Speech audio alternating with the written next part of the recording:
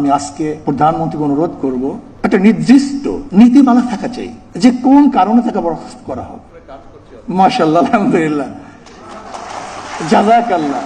আজকে ওলামায়ে কেরামকে এবং ধর্মীয় যাজকদেরকে সম্মানিত করা হয়েছে, এর জন্য আমরা আনন্দিত, খুশি, এবং আমরাও মাননীয় প্রধানমন্ত্রীকে সম্মানিত করতে চাই। বাকি আমি মনে করি ওলামায়ে কেরামের সম্মান বেশি হবে যদি তাদেরকে স্বাধীনভাবে কথা বলতে দেওয়া হয়।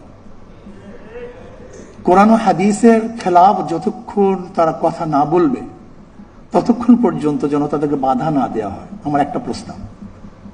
নাম্বার 2, আজকে একজন ইমামকে দেখা যায় সভাপতি সাহেব সালাম না দেওয়ার কারণে তাকে বিদায় দিয়ে দেয়, এটা সম্মানিত না করার কারণে তাকে বরখাস্ত করে, হয়তো বাজারটা ঠিক মতো মুয়াজ্জিন সাহেব সেক্রেটারি সাহেবের বাড়ি পৌঁছানো না কারণে তাকে বরখাস্ত করে দেয়। আমি আজকে আমার প্রধানমন্ত্রীকে অনুরোধ করব, শরিয়া ভিত্তিক আধুনিক ইসলামী ব্যাংকিং ইউসিবি ইসলামিক ব্যাংকিং একটি পরিপূর্ণ ইসলামিক ব্যাংকিং ব্যবস্থা।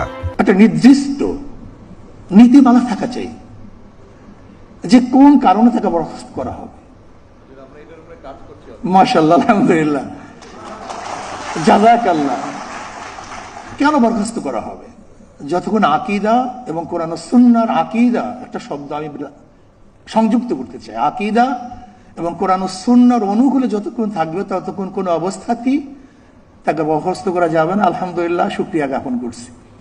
নাম্বার 3, যদি আপনি সম্মানিত করতেছেন ওলামায়ে কেরামকে, তাহলে আমি বলবো যে কমপক্ষে যারা চাকরিতে অন্তর্ভুক্ত হবে তাদের চরিত্রের সার্টিফিকেট যেন এই ইমাম থেকে নেওয়া হয়, এই এলাকার ইমাম থেকে, যে 5 ওয়াক্ত নামাজ পড়ি কিনা, তার আদর্শ ভালো কিনা।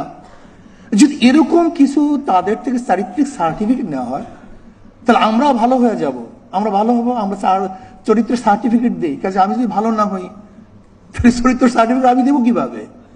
কাজে আমাকে আগে চরিত্রবান হতে হবে, তারপর আমাকে চরিত্রের সার্টিফিকেট দিতে হবে।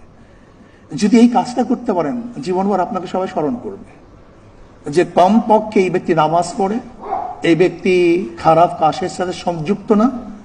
যদি ইমাম থেকে এরকম সার্টিফিকেট নেওয়া হয়, চরিত্রের সার্টিফিকেট, মনে হয় সম্মানিত করা হবে। আর একটা কথা বলে শেষ করব, যে আজকে সম্মানিত ভাতা যেন নিয়ন্ত্রণের কোনো মাধ্যম না হয়, যে সরকার যেন ইমাম এবং মুয়াজ্জিনকে নিয়ন্ত্রণ না করে, বরং এটা সম্মানিত ভাতা সম্মানিত হিসেবেই থাকে।